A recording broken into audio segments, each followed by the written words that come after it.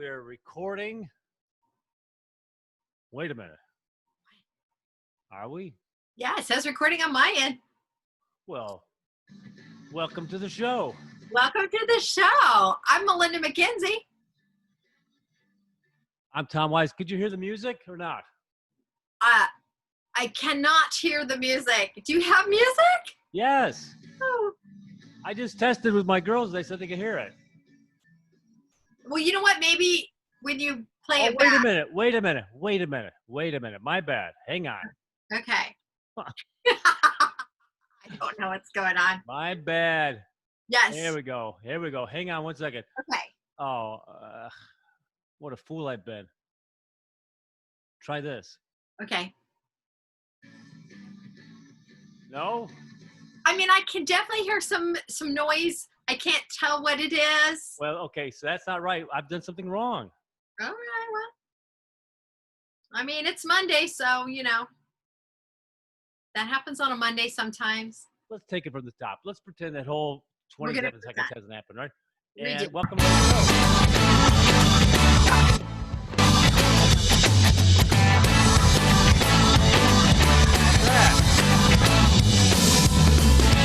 Promises made, promises kept. That's great. Now we got to figure out, it may be too loud or I'm going to overmodulate it or whatever. All right. We'll figure it out. It's a step in the right direction. Welcome to the program. My name's Tom Wise. I'm Melinda McKinesy. And it's Monday. What are we going to do today? We're unpacking some shit. Yeah, we are. We got the list. We have a list. I'm curious because I know I spoke a lot on Friday. What have you got for us today? I've got, we're just jumping right into it. Leave a message. Add the exclamation point. New viewer questions and contest update. Oh.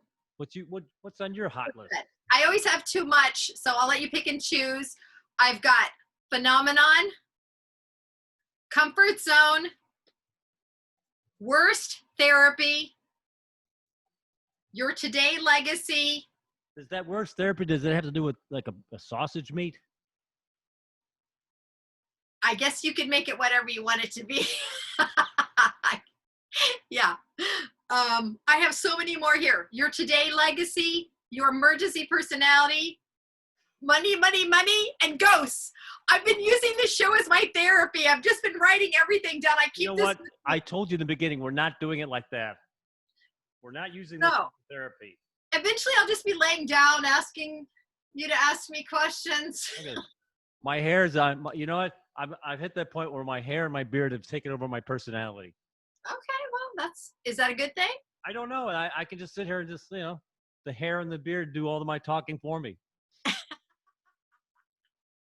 You know what? It's a pandemic. We can do whatever we want. It feels like this thing's never going to stop. Yeah. People are getting way too casual about it all. I'm tired of this. You can't vote it out. It's here, baby. I know. Yeah, we're living during some interesting times. I'll be very curious to see what kind of revolution happens because no matter which way the vote goes in November, there's going to be chaos. Yes.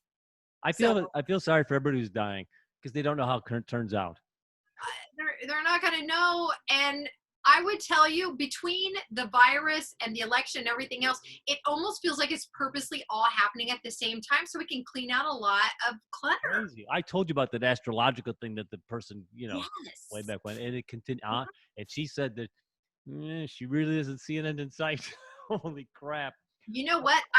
I listened to Carolyn Mice. Have you ever heard of her? MYSS, Carolyn Mice? No, ma'am.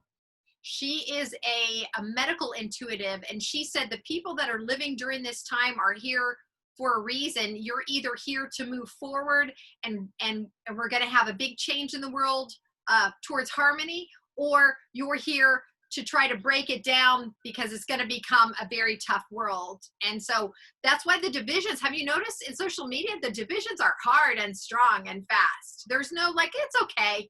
It's no. Can we have the vote now? Save everybody about $700 million in advertising spending. Are people going to be influenced by any ad that they see on the TV? No. Maybe for Congress this or dog catcher perhaps. But I think everybody pretty much knows where they're going to go on the big one. Yeah, it's a big deal. Isn't tonight the Democratic convention? I feel like it's tonight. Yeah, I think it's soon, if not now. Yeah, with I, no audience. So they said it's going to be a whole different atmosphere. It's just them with no audience. So I'll right. be curious. Sure. Give me your favorite. Well, pick one out, dear. I really liked the one about the viewer questions. I'm curious about the viewer questions. Oh, well, I'm thinking of adding a segment. If you're watching the show, I'd like to, spread it out. You know, the way I have Davis pop in and my brother pops in. Yeah, I'd like to pick out a viewer, bring a viewer in. You know, we usually record Monday, Wednesday, Friday, anywhere between 12 o'clock and 5 o'clock, but, yeah. somewhere around that. And then bring in a viewer and then ask a question. I'll come up with a list of questions and then, Okay. a probing question, and then it'll generate a little conversation. It'll be a little 5-minute segment. If you'd like to participate in Yeah. that, say something on Facebook, and then we'll reach out and, tag you in on Zoom and, give you a link and come out in at a specific time, and So fun. we'll have fun. Who doesn't Right. want to be on our show? Who doesn't want to unpack some shit with us? Win-win. Win-win. All right, now do yours. Okay. I really want to talk about phenomenon. So Bob. Yep. you want to guess what it is? Phenomena. The one day I'm not wearing a checkered shirt. That is a phenomenon. Phenomena. I mean, I just got lucky that happened today with you. So phenomenon, have you ever watched a movie and there was one particular part of the movie that just kind of stuck with you, whether it was a phrase or a moment that it had an impact on you? Is there anything that stands out while I'm asking you that? Like there was a film that you're like, you know what, that hit me in a certain way. Well, I tell you, my favorite film of all time is Defending Your Life. Oh, I love that film. So, I mean, just Yes. the whole concept and the idea of it is, really, uh, it was revolutionary. It's like, oh yeah, that's exactly it. It's about not being fearful. Yeah, not being fearful. And I don't remember what year it came out. I probably have seen that 3 or 4 times. I should Oh, rewatch that. it's one of the few films I actually own like on a service, like on an Amazon service. I spent $12 and I own that. I've watched that film 20 times. Must be the That most is watched film. great. Give a synopsis for people that haven't seen it, because if they haven't, they should definitely watch this film, especially now. It's a wonderful film. Who's the star in it again? I can't. It's Meryl Streep Yes. and Art, what is his name? He's so famous. Not Arthur. I can see him, the curly hair. I always blank. He's one of my favorite guys of all time. The writing, Albert Brooks. Yes. Right. I love him so much. I love him. The movie's phenomenal. If you've never seen it, I don't know please it. fast forward. Please fast forward 3 minutes because I'll talk about it here. But don't. If you have never seen it, you should see it. But Yes. essentially, essentially, it's a guy dies, and it's what happens after that, and why you move on and why you don't move on, and you examine your life and you have the particular events. It's funny. This kind of ties into a topic that I offered a couple weeks ago that we never got to, which was the 6 events. Like your life is moves in a certain direction on these 6 decisions that you make. Who you marry, where you go to college. Do I go to Colorado? Do I move to Europe? So you've got those key critical moments. I mean, many of our days are they are what they are. You've set up some sort of structure with a family or with a job, and you're just plodding along until there comes a critical point where you make a decision to, I'm not doing that anymore, or whatever. So but Defending Your Life examines his life to see what kind of decisions, and actually the whole theme is fear. Were you fear based on your life? It's like, that's fascinating. Yes. You need to get out of your own comfort zone, try something new, spend money on yourself. It's very interesting. It's so good. I would like to believe, I've thought about that movie a lot because I just adored it. And I'd like to believe I'm like the Meryl Streep character. She was very, I loved everything about her. Everything was glorious and she was happy and she did a lot of wonderful things. And him comparing his life to her life, and having Shirley MacLaine in there as one of the guides. So classic. Oh, it's classic. That's my favorite. That's my favorite of all time. You watch it. Highly recommended. Defending Your Life. So I'm mentioning this because the movie Phenomenon came out a long time ago, but there was a part in the movie where basically John Travolta starts having all these powers, and I think everybody's seen it by now. God bless you. Just And a little COVID. he's having a talk with someone in a bar about buying someone's chairs because he becomes obsessed and in love with this woman. She's making chairs that aren't selling, so he's buying her chairs to help her move Oh, forward. nice. And so he's sitting in the bar talking, and this one guy's complaining about his wife, just as guys do, complaining. John Travolta gets very impatient because he's had this life altering situation, and here he is trying to buy someone's chairs. And he basically says to the guy, have you ever looked at your wife to see what her chairs are? Why don't you go buy her chairs? And it moved me in such a big way. So I really try with my relationships, not just dating, but my friends. I always try to buy their chairs. I always try to support what they're doing, see where they're coming from. And I'm not saying, oh, I'm an angel. I'm just saying I that movie had such a big impact on me that it really kind of showed me, buy people's chairs, man. You got nothing to lose. We're all Buy dead in their 100 years anyway. That's right. And so it just moved me in a really big way. Yeah, and at the end of the day, money on a certain level, it becomes insignificant. I mean, what if you make $38,000 a year? Well, what if there was 36,000? What if it was 42? Would that significantly change your life? What if your commission on the particular house you just sold was $8,000 instead of 10,000 instead of 6? The money is like around the edges. It doesn't really mean anything, especially 20 bucks here or $100 there. It means Right. much more to how you spend it to the person you invested in, rather than having an extra few dollars in the bank. I mean, everything's got to be done with a purpose, and with you Yeah, just can't no, throw it's money really around. true. I've been broke many times in my life, and I've had money. I've gone up and down, and I will tell you, while having money will keep you calm in certain areas of your life, I've had some very wonderful times in my life where I was broke because I had really had to take a look at who my real friends were, who my people were, what mattered to me, and it really cleans your house out when you don't have money. You find out who is there for you, and you find out what you really care about. So if Amen. you haven't seen Phenomenon, it's a lovely movie about life and death and It's stuff. not. He doesn't have wings, does he? No, He's that's got- Michael. That's the oh, film Michael. Phenomenon is where he starts having these superpowers, and it turns out he actually right, has a tumor. He has a tumor. right. Yeah. Yeah, I think clearly I'm mixing the movies up, but I think I Yeah. can know what that Michael's is as well. lovely as well. But buy people's chairs. I'm developing new ticks, by the way. Oh, Scratching, pulling. So that ought to make increase fascinating. the fun factor of watching it. Right? What's the effect with now? I mean, we're all evolving, right, Tom? This is Hold on. 2020. Hold on, the band's got something to say.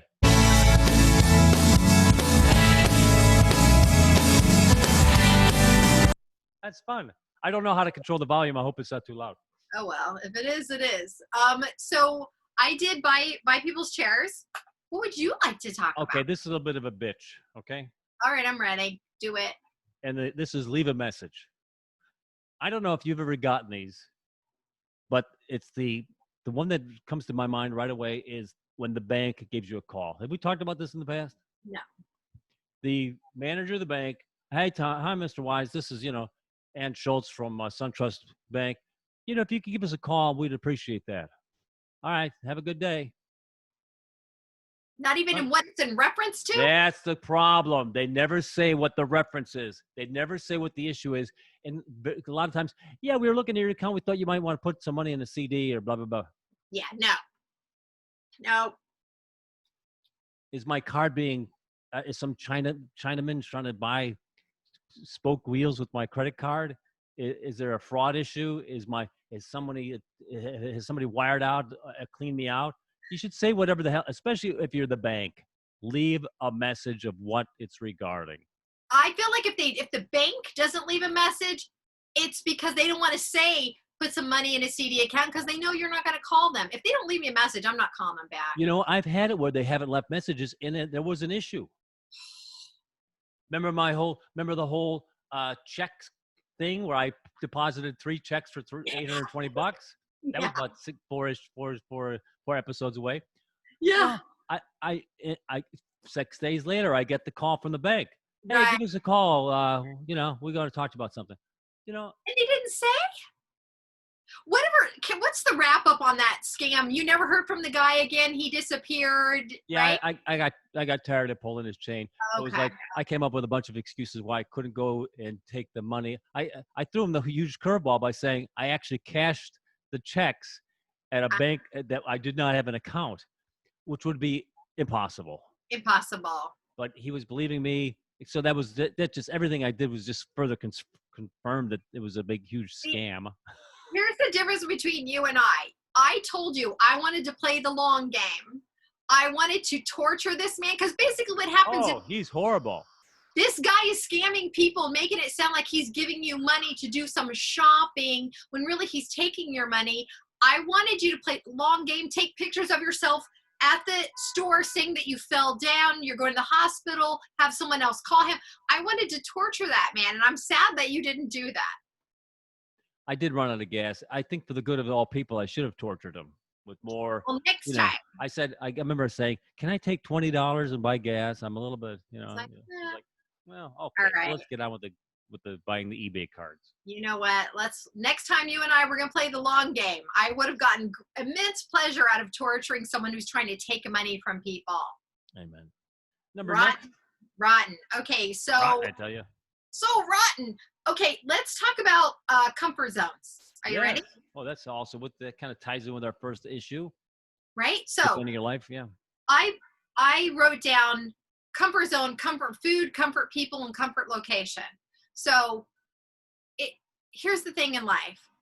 Whenever you want to be in a comfort zone, whether it's what you're eating, whether it's the people you're around, whether it's where you want to go, do you have like a favorite, like, you know what? When I really want to relax, I go to Acapulco. When I really want to relax, I go to my living room. Like, do you have like the place where you're like, this is my ultimate comfort zone, comfort, like for comfort, like how mashed potatoes and meatloaf are comfort food, you know what I mean? Who are your comfort people, your comfort place, and your comfort food? It's a lot. Whew, This should be a first date question. I'm a simple man, Melinda McKinsey. You're asking complicated questions. There's no wrong answer though, but I think it's a lot about you. No, I think that I travel. I live life I'm at a 7 all the time. Okay. I rarely get too depressed, but I tell you, I do. I'm not. If I'm a little bit stressed, my answer is ice cream and the big screen TV. Yeah. I've been watching the hell out of those master classes. I've got to get on that train. I haven't done it yet, Tom. I'm going to think about it. And it's hours and hours. It's just not like somebody gives you a 45-minute hi, how are you on what you're doing. Yeah. They're interviewing, master chefs and writers and Aaron Sorkin, who wrote his More Ticks. maybe it is actually just really ticks. I got who wrote West Wing. And he breaks down. He doesn't do just 2 episodes of 40 minutes. He does 18 episodes of 45 minutes. It's insane. Is it a monthly subscription? What is it? It's a yearly subscription for $100. You have access to the deal I got because I had purchased the Steve Martin comedy one about 2 years ago. I wanted to do that one. I never did it. So they offered it to me to have every one of them for $100. That's super cool. For a year. Do that because you'd love it. I've got a lot of downtime and I'm not utilizing it properly. Sorkin at the end, because he wrote, I'm going to throw out some numbers. I'm going to be wrong, but I'm going to skip the idea. He wrote the first 5 seasons, let's say, of West Wing, right? Okay. And he knew he wasn't going to write number 6. Okay. So, but he leaves 5 with major turns just poised at the end of that season. So the next guy that would pick up the baton had a lot of meat on that bone. He could go 100 different ways with everything that Sorkin has written and how he's ended so many different things. That's so nice. The story comes. So they do the next season. And I think the story was Larry David calls up Sorkin and says, do not watch the season that you did not write. He goes, it's a no-win situation. Like, because Larry David dumped out of Seinfeld for the last season, right? Yeah. Famously. He goes, if it's great, you're going to be pissed off you were part of it. If it's crap, what have they done to my child? Yeah, that's true. You can't win on it. So he says he's never seen Fit last season. All right. So, but here's this. So in the master class, he talks about breaking down characters, conversation, writing a television screenplay. I mean, breaking it down. And then for the final episode, they write the first episode of the season that he never worked on. Oh. They break down the beats. It was amazing. Wow. I would love, you know what? I'm going to do it. Between that and push-ups. Are you still doing your push-ups? Yeah, I'm having a little bit of a dip. I did 72 the other day, and now the last time I tried it, I just barely limped past 60. So I don't know what the answer is. I'm doing it too frequently or not frequently enough. I was trying every other day. Maybe I should just get back to just doing them every day and see what happens. Yeah, I don't use my arms for anything. And I bought weights a long time ago. I just don't use my arms. I have no upper body strength. And so I bought some weights and I just keep moving them around thinking, oh, if they're over here, I'll probably use them. So now they're sitting on the dresser in my bedroom and I still have yet to use those. I saw my brother. We did a little Zoom call the other day. I was talking to him and he's walking. He walked past and he was holding something because he likes working out, blah, blah, blah.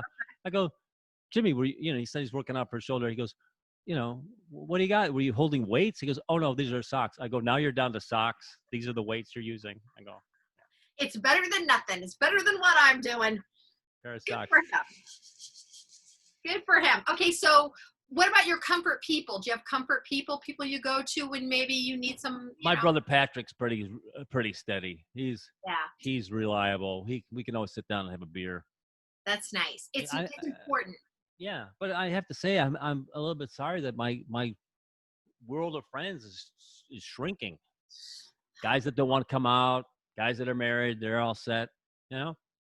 When you're single, it's different. I feel like mine has too, but I'm not sad about it. And I will say my friends on social media are dwindling quickly because of everything. I'm like, delete. I think people are deleting me. And I'm actually happy about it because I think it's okay to know where you stand. It's okay. Yeah. And I'm not offended. I've had some dialogues about some things and it's been interesting and I've ruminated over them. I woke up this morning thinking about a dialogue I had with someone and I'm listening to the audiobook because I like to read, right? I'm trying to walk, so I'm listening to the audiobook White Fragility. And it's fantastic. I will tell you that the title alone should tell you, like, be prepared. You're going to hear some stuff you're maybe not going to like, but I'm learning a bunch of lies about things we weren't taught in history and about, how we've held back people. It's so hard because there's so much to learn and so much that we really did not learn in a school setting. And so now with everything going on with the election and with politics that are happening, it's a harder time now, to be real honest, because people are super sensitive. Yeah. And I get it, but at the same time, damn it, man, we got to be better. We got to be better people than what we are right now. We have to. We have no choice. You got to rise up and be a better human being. And so that's happening. It's funny. I came up with an analogy that I thought might be apropos. Yeah. Back in the 60s when we passed the civil rights legislation, I equate that to painting something that was like kind of ugly. We painted over it. Wow. And, like a piece of metal. Yeah. Now, because we didn't really take it down. If you want to restore a car, you got to take the rust off of it. You got to take it down to bare metal and then paint it. We never really solved the Confederate thing and the racist thing. We just came up with a bunch of rules that kind of tamped it all down. But it's that rust is coming through the paint. And we got to take it down, scrape it off, and then paint it over again. So we're in the rough part where you're trying to sand the rust off. And it is difficult. I will say one of the first things this woman said, and she's white, that's, I think as a white person, we get very offended. Like, don't you tell me where I didn't own slaves. Well, it's not about that. One of the first things she said, so I'm trying to be fit because I've been a total slob during the pandemic. And I'm listening to this and she's, and when you hear stuff, you make up stories in your head, right, Tom? Because you're like, oh, well. You fill in the blanks. Yep. And so I was raised in a military family. I grew up in Hawaii. I was a minority when I was a little kid. I was one of the few white kids. There were mostly Filipinos, Asians, Hawaiians. But in your heart, you knew you were better, though. But check this out. Because that's all I knew as a kid, I thought the whole world was all different races. Because that's what I went there from second grade to sixth grade. So I thought that was the whole world. So as all these racial tensions in my head, I'm like, well, I don't feel that way. I wasn't raised that way. So in her introduction, she says, look, I'm going to offend some people, but I want you to listen. And if you're white, you have privilege that you're unaware of. And if you're white, you can, she said, I've had people come up to me and go, but I'm Italian. The Italians were held back. Or I grew up in Hawaii, so I had a different environment. And I was like, that's me. That's me. And it's true, because even though I was raised in Hawaii, I'm still a white woman. I've always been a white woman, and I never understood. I've never been afraid of the police until recently. I used to take pictures with the cops all the time because I thought it was cute and adorable. Black women don't do that. And so I'm learning, and I'm trying, when I see things on social media, this woman friend of mine says, well, why is Etsy promoting black businesses? That's racist. Everybody in Etsy is trying to make money. Why just the blacks? And so I'm trying to explain, and I'm not doing a good enough job. And you can tell everybody, it's hard, right? It's hard to like. Either you get it or you don't. Even I, who consider myself an open-minded person, you finally start getting it, Just take how you feel, how I feel when a cop pulls me over. I'm not afraid of getting clubbed, but I'm afraid it's not going to be just. And take that and multiply it by about 1,000. That's how a black guy feels. Yeah. And did I tell you, for the first time in my life, I actually recorded a young black man getting pulled over. I've never done that before, but because of everything that's going on, I'm learning so much. I was walking my dog. 4 cop cars pulled this young black man, and I thought, well, okay. So I get my phone out. I'm so nervous. I'm across the street. I'm not in their way. And I'm holding my phone like this. 4 cop cars. Come on. So I thought, this is going to be bad. One of the white cops gets out and looks at me and goes like this, like, and I look at him, I go, yeah, no way, my friend. Absolutely. We're rolling tape. I'm doing it. And nothing happened to him. But here's the difference. It wasn't just me. I'm looking around. Everybody stopped. Everybody stopped. The trouble is, yep. Then the cops brought it on themselves. You haven't controlled the idiots in your squad, so now we've got to do it. And now the police are saying, I can't put on my uniform until I go to work because people are attacking me. Wait, you're upset that people are attacking you based on what you look like? Isn't that the issue we're fighting? Yeah, I mean, hopefully we can get beyond all of it. I mean, we need cops. We need cops. Absolutely. We need a balance. And it's been interesting to see people on social media saying, how dare you paint Black Lives Matter? All lives matter. And I'm like, well, you got to look at your history. But I don't want to lecture because no one's going to listen. It's like stopping smoking or going on a diet. It's got to come from within. You got to say, you know what? Now I'm going to change. I'm going to rethink things, and I'm going to make a difference. Yes. And I highly recommend White Fragility, because she really does break down and sounds depressing. History. You can teach a class on racism if you've just taken one course yourself. That's ridiculous. There's so many discrepancies in our world that we've never really addressed, like you were talking about breaking the car down. So I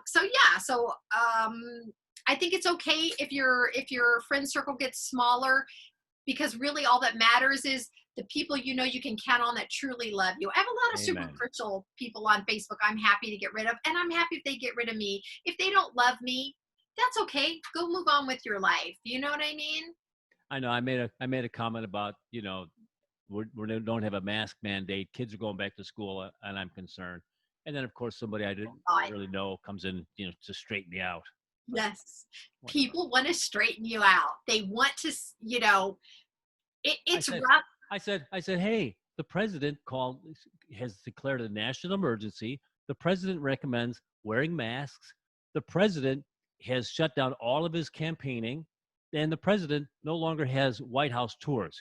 So you're saying it's all a bunch of hooey, and it's a hoax, and it's all a bunch of, fake news.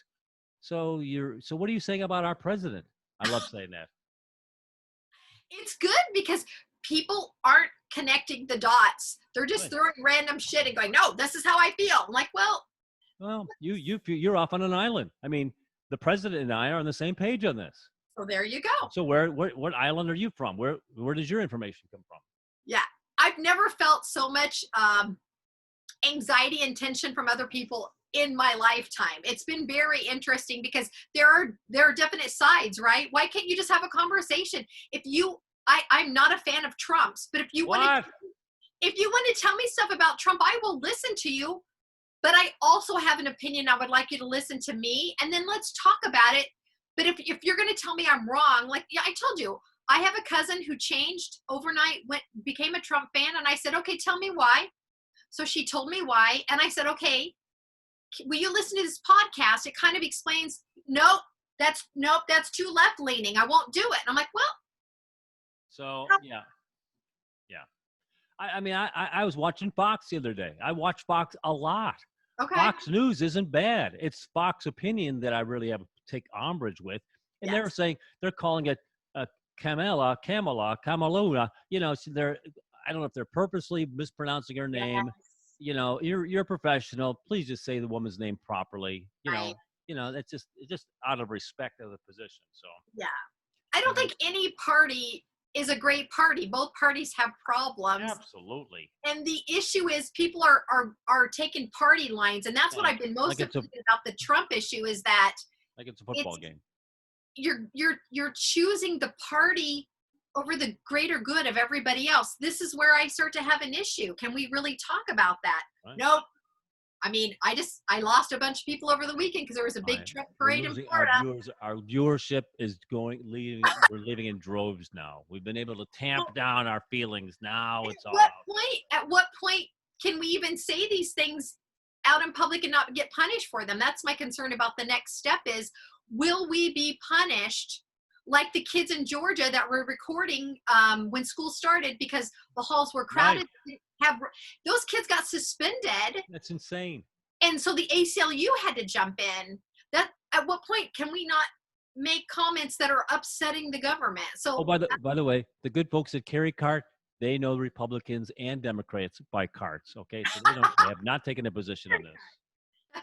we love the carry. And communists love the Carry Cart. So yeah, I'm going to put a flag on them now and say "Made for Americans." there you go. Not And made in America, but made for Americans. that's right. So yeah. Anyway, I know that got very political, and I know we Hang don't. on, let's do a musical translation. Okay.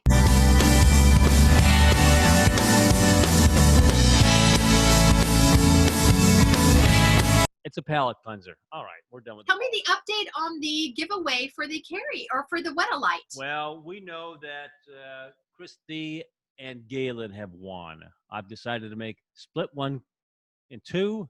And That's then fantastic. We got plenty to go around. See if it's Oh, look at that Wet-A-Lite. to be illegal. Oh, the airplane's coming in. No, it's just the light. Tell people about the Wet-A-Lite. I don't think people understand how fantastic that product is. I don't even sell them. I sell them on eBay.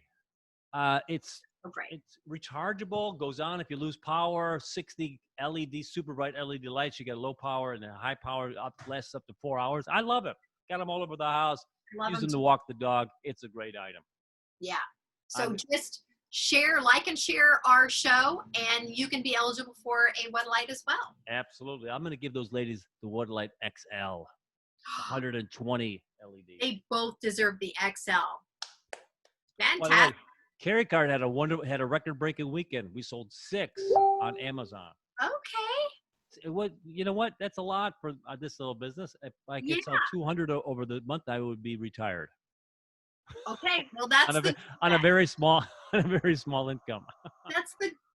I'm so excited for you, though. Again, you're not living in fear. If you don't try, how do you know what's going to happen? I'm going to go rewatch Defending Your Life. That's such a nice, talking about comfort. That's just like a fun, nice, feel good kind of film. Yeah, and it's funny.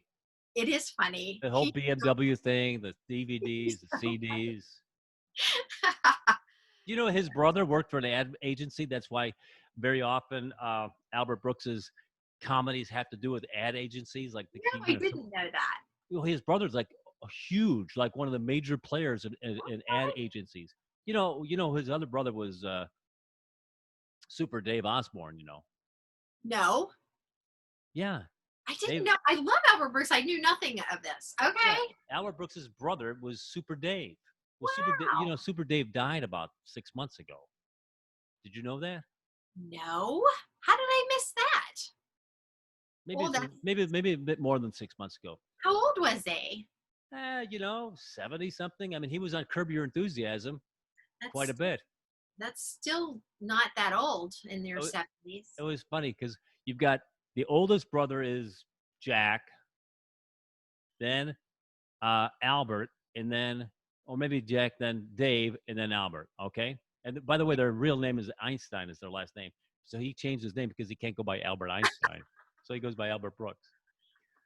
So at the funeral, everybody's, it's a comics who's who, and people are being sincere. They're telling stories, Yeah. crying, a little Oh, bit of laughing. Albert goes up last because Adam Carolla tells the story. Albert, because he was there, and Albert goes up there and goes with his paper. He goes, "Oh, I think I made a mistake. I thought it was going to be Jack, like oh, his oldest brother, instead of Dave." wow, that's cool. Well, so on the next show, we'll talk about our legacies because I really wanted to talk about that, but I know that we're probably out of time. We are So out of time, dear. You want it to was do so, a sexy talk or a tip of the day you know what? I like doubling up on the sexy talk. We can double up on Wednesday. on I think Wednesday? for whatever reason, we had to do a little bit of the political stuff. It's happening. This is what's happening in the world. I know. People are divisive. All Be we're positive. saying is, you know what? Find your comfort, find your peace, have a conversation. If you can't have a conversation, then let it go. Nothing good is going to come from you trying to say, do it yourself. Have I not told you enough? Research yourself. Educate yourself. Let that sink in. Welcome to my TED Talk. And what was the last one? So many bad ones. Let that sink in as a. I did say the other day, button up, Hey. button up, Buttercup, right? Buckle up, Buttercup. Yeah. Because Or yeah, I'm just gonna leave this here. Says that it? Something like that. All right.